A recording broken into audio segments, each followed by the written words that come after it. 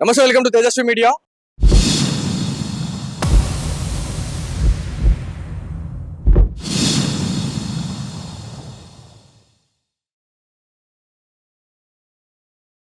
So Afzalgunj police station gate దగ్గర అయితే మనం ఉన్నాము.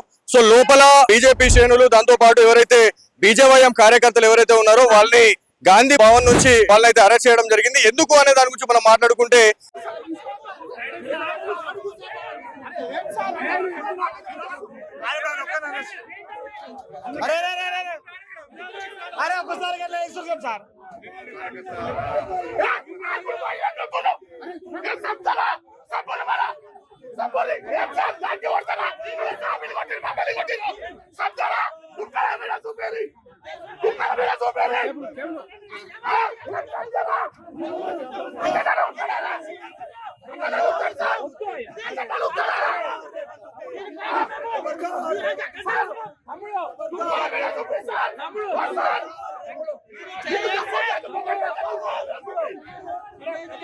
సీఎం రేవంత్ రెడ్డి గారు చేసినటువంటి వివాదాస్పద వ్యాఖ్యలు ఏవైతే ఉన్నాయో హిందువుల మనోభావాలు దెబ్బతీసే విధంగా చాలా మంది ప్రవర్తిస్తా ఉన్నారు. ఇక్కడ సీఎం ఇవాళ ఈ రకంగా మాట్లాడితే ఇవాళ హిందువుల పరిస్థితి ఏంటి అని చెప్పేసి చాలా మంది క్వశ్చన్ రేజ్ చేస్తున్న పరిస్థితి ఉంది. సో ఒక్కసారి మీరు ముందుకు వచ్చి చూస్తే ఇది అఫ్జల్గంజ్ పోలీస్ స్టేషన్. ఈ అఫ్జల్గంజ్ పోలీస్ స్టేషన్ కి బీజేవైఎం కార్యకర్తలు ఎవరైతే ఉన్నారో దాదాపు ఒక 15 మంది వాళ్ళనైతే ఇక్కడ అరెస్ట్ చేసి ఇక్కడికైతే తీసుకొచ్చిన పరిస్థితి ఉంది. వాళ్ళని మనం చూడొచ్చు. ఇక్కడ వాళ్ళందరినీ కూడా ఇక్కడైతే గాంధీ భవన్ లో ముట్టడి చేసే ప్రయత్నంలో వీళ్ళందరినీ కూడా క్లారిటీ కనిపిస్తా ఉంటాయి. ఇది అఫ్జల్గంజ్ కి సంబంధించినటువంటి పోలీస్ స్టేషన్. లోపల దాదాపు 12 నుంచి 15 మంది బీజేవైఎం కార్యకర్తలు అయితే ఉన్నారు అని చెప్పేసి మనం మాట్లాడుతా ఉన్నాం. దీంట్లో మెయిన్ గా తెలంగాణలో కాంగ్రెస్ అధికారంలోకి వచ్చిన తర్వాత, ఈ ప్రభుత్వం అధికారంలోకి వచ్చిన తర్వాత చాలా మంది హిందువుల పట్ల కొంత కిలిగా మాట్లాడడం కావచ్చు, లేకపోతే హిందువుల మనోభావాలు దెబ్బతీసే విధంగా ఎంఐఎం ఎమ్మెల్యేలు ఎవరైతే ఉన్నారో వాళ్ళు కూడా 15 మినిట్ ఆమెకు ఏదో హిందువులకు సంబంధించినటువంటి వాళ్ళు ఎవరైతే ఉన్నారో వాళ్ళని లేకుండా చేశామని చెప్పేసినటువంటి మాటలు కూడా మనం ఎన్నో చూసాం. సో గత 2 రోజులుగా ఒక వీడియో అనేది సోషల్ మీడియాలో వైరల్ అవుతా ఉంది. సో నాంపల్లికి సంబంధించినటువంటి ఒక ఎంఐఎం ఎమ్మెల్యే కూడా వివాదాస్పద వ్యాఖ్యలు చేయడం జరిగింది. మేము అధికారంలోకి వచ్చిన తర్వాత ఏ రకంగా మేము హిందువులని పరిగెత్తి కొడతాము, దాంతో పాటు ఎక్కడెక్కడ ఏ రోడ్లు ఏవైతే ఉన్నాయో రోడ్లలో కూడా పరిగెత్తాలంటే కూడా వాళ్ళకి చోటు లేని పరిస్థితి ఉంటది. సో ఆ రోజు కూడా మేము తీసుకొస్తామని చెప్పేసి వాళ్ళు మాట్లాడుతున్న పరిస్థితి ఉంది. సో ఇక్కడ ఎంఐఎం ఎమ్మెల్యేలే కాకుండా ఇక్కడ రాష్ట్రానికి సంబంధించినటువంటి చీఫ్ మినిస్టరే ఈ రకంగా మాట్లాడడం అనేది నిజంగా సరికాదు. ఎందుకంటే చీఫ్ మినిస్టరే ఈ రకంగా మాట్లాడితే అతని కింద ఉన్నటువంటి ఎవరైతే ఎమ్మెల్యేలే కావచ్చు అతన్ని చూసుకొని రెచ్చిపోతున్నటువంటి ఎవరైతే ఎమ్మెల్యేలు ఏ రకంగా మాట్లాడతారు అనేది ఖచ్చితంగా మీ వ్యూవర్స్ కే మనం వదిలేయాలా. ఎందుకంటే ఈ విషయంలోనే వీళ్ళందరినీ కూడా తీసుకొచ్చిన పరిస్థితి ఉంది. ఇక్కడ ఈ అఫ్జల్గంజ్ పోలీస్ స్టేషన్ కి తీసుకొచ్చినటువంటి వాళ్ళలో ఎవరైతే బీజేవైఎం శ్రేణులు అయితే ఉన్నారో దీంట్లో శ్యామ్ కిరణ్ రెడ్డి అయితే ఉన్నారు. వారితో మాట్లాడినా చేద్దాం. ఒకసారి వాళ్ళు లోపల ఉన్నారు, మనకి లోపల పర్మిషన్ లేదు కాబట్టి ఫోన్ ఇన్ తీసుకుందాం. ఫోన్ ఇన్ డెఫినెట్లీ మనం తీసుకుందాం. వాళ్ళని ఏ రకంగా అరెస్ట్ చేశారు, ఎంతమందిని తీసుకొచ్చారు. శ్యామ్ కిరణ్ గారు, జై శ్రీరామ్ అండి. సో ఇక్కడ అఫ్జల్గంజ్ పిఎస్ లో మీరు లోపలైతే ఉన్నారు, మరి ఏంటి అసలు ఎంతమందిని వాళ్ళు అరెస్ట్ చేయడం జరిగింది? 15 మంది అరెస్ట్ జరిగింది. ఎస్, అయితే ఇప్పుడు కాంగ్రెస్ పాలన ఎట్లా అంటే ఎంఐఎం కి తత్వమని పనిచేస్తారు, వాళ్ళ పార్టీ పనిచేస్తారు. ఇలా ముస్లిం పార్టీ నడుస్తుంది తెలంగాణ రాష్ట్రంలో, కానీ హిందువులకు ఒక వాల్యూ లేదు. కానీ రాజ్యం మొత్తం వాళ్ళు పోలీసు మొత్తం హిందూ ముస్లిం మీద అనేక పోలీసులు మాట్లాడుతున్నారు, హిందూ మీద లేదు. ఓకే. తెలంగాణలో కాంగ్రెస్ అధికారంలోకి వచ్చిన తర్వాత ఎంఐఎం ఎమ్మెల్యేలే కావచ్చు, దాంతో పాటు కాంగ్రెస్ పార్టీలో ఉన్నటువంటి ఎమ్మెల్యేలు కూడా చాలా మంది మినిస్టర్ హోదాలో ఉన్నటువంటి వాళ్ళు కూడా హిందువులపై కావచ్చు, హిందూ దేవి దేవతల గురించి నీచంగా మాట్లాడినటువంటి విషయాలు కూడా మనకు సోషల్ మీడియాలో సర్క్యులేట్ అవుతా ఉన్నాయి. దీని గురించి ఏం చెప్తారు? కానీ మిక్సర్లు కూడా ఇవ్వాలి, కానీ వాళ్ళ మొత్తం కాపకాసి మొత్తం మిక్సర్ ఎంఐఎం పార్టీ మొత్తం పంపిస్తున్నారు. హిందూ మొత్తం అంటే వాళ్ళు హిందూ ఊరికే పనిచేయాలి, వాళ్ళు హిందూ అవుతాయి వాళ్ళు అదే మనం హిందూ వాళ్ళు ఎట్లయితే వాళ్ళు పని. శ్యామ్ కిరణ్ గారు ఇంకొక విషయం ఏంటంటే గతంలో కూడా మనకి సీఎం అయినటువంటి కేసీఆర్ గారు కూడా గతంలో ఒక బహిరంగ సభలో హిందుగాళ్ళు బొందుగాళ్ళు అని చెప్పేసి మాట్లాడినటువంటి ఆ పార్టీని కూడా నామరూపాలు లేకుండా చేశాము, దాంతో పాటు సోషల్ మీడియా తలుచుకుంటే ఏమైనా చేస్తుంది అనేటట్టుగా ప్రజలు తీర్పిచ్చారు అని చెప్పేసి ఇట్లాంటి మాటలు కూడా మనకి మెసేజ్లు మనకి బయటకు వెళ్తా ఉన్నాయి. సో దీని గురించి ఏం చెప్తారండి? రానున్న రోజుల్లో కాంగ్రెస్ పరిస్థితి ఏంటంటారు? అవునండి ఆల్రెడీ ఇంతకుముందు హిందూ పార్టీ కేసీఆర్ చెప్పింది కాబట్టి అక్కడ వాళ్ళు ఉండమే కామర్స్ పన్నాడు కాబట్టి ఇప్పుడు రేవంత్ రెడ్డి సర్కార్ కూడా తొందరలోనే వెళ్ళిపోతారు ప్లస్ 15 దిగిపోతారు. కానీ హిందూ వాళ్ళు చెప్తున్నా హిందువులు ఎప్పుడైనా ఒకసారి కళ్ళు తీసుకున్నారు ఈ ముస్లిం పార్టీ ఎక్కడ ఉన్నాను అప్పుడు ఎమ్మెల్యే అన్నాడు పార్లమెంట్ వెళ్ళి 5 minutes మొత్తం Yes. నిజంగా శ్యామ్ కిరణ్ గారు ఇక్కడ చాలా బాధాకరమైనటువంటి విషయం ఏంటంటే ఎవరైతే నాంపల్లి ఎమ్మెల్యే ఎవరైతే ఉన్నారో అతను ఒక వివాదాస్పద మాట్లాడడం జరిగింది. దాని గురించి మీరు కూడా చెప్తా ఉన్నారు. ఇక్కడ మేము అధికారంలోకి వచ్చిన తర్వాత రోడ్లలో పరిగెత్తి కొట్టే రోజు కూడా దగ్గరలో ఉంది. ఆ రోజు రోడ్లు కూడా ఫుల్ఫిల్ అయిపోతాయి. ఆ రోజు రోడ్లు వెతుక్కునే పరిస్థితి ఉంటది హిందువులు అని చెప్పేసి మాట్లాడారు. సో దీని గురించి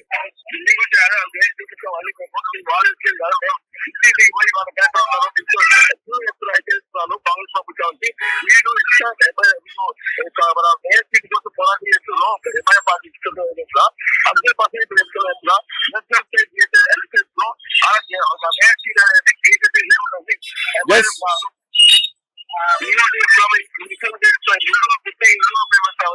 కదా ఆ దేవతలని మాట్లాడినప్పుడు అది మీ మాట చాలా కాదా అది హిందువులు అనేది అది హిందువులు శాంపుల్ మాత్రమే ముందు ఎక్కడైనా మినిస్టర్ కానీ చాలా ఎక్కడ కనిపిస్తే నేను 100% చెప్తున్నాం కదా ఆ టోపులు తీసుకొని వాళ్ళకి చెప్తాం. శ్యామ్ కిరణ్ గారు ఇక్కడ తెలంగాణలో కాంగ్రెస్ పార్టీ అధికారంలోకి వచ్చిన తర్వాత గ్రేటర్ హైదరాబాద్ లో దేవాలయాలపై జరుగుతున్నటువంటి దాడులు ఏవైతే ఉన్నాయో ఇదంతా కూడా ఒక పొలిటికల్ స్ట్రాటజీగా చెప్పుకోవచ్చు అంటారా? ఇది కూడా ఒక రాజకీయ కుట్ర అని చెప్పుకోవచ్చా?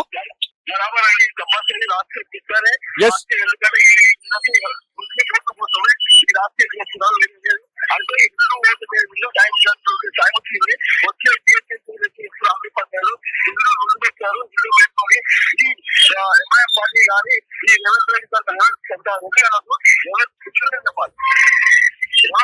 చెప్పాలి. ఇక్కడ ఎవరైతే సీఎం రేవంత్ రెడ్డి గారు చేసినటువంటి వివాదాస్పద వ్యాఖ్యలు హిందువులని టార్గెట్ చేస్తూ హిందువుల దేవతల గురించి చాలా నీచంగా మాట్లాడారు. ఎందుకంటే 3 కోట్ల దేవతలు ఉన్నారా లేకపోతే అసలు దేవుళ్ళ గురించి తెలియనటువంటి సీఎం ఎవరైనా ఉన్నారా అంటే అది రేవంత్ రెడ్డి గారు చెప్తా ఉన్నారు. సో వాళ్ళ గురించి ఏం చెప్తారు?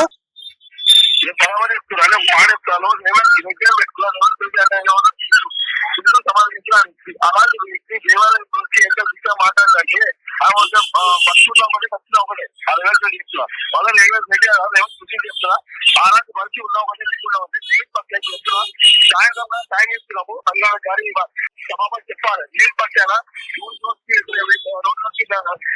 మొత్తం ఇంటి కుట్టడి కార్యక్రమం ఉందని కార్యక్రమం.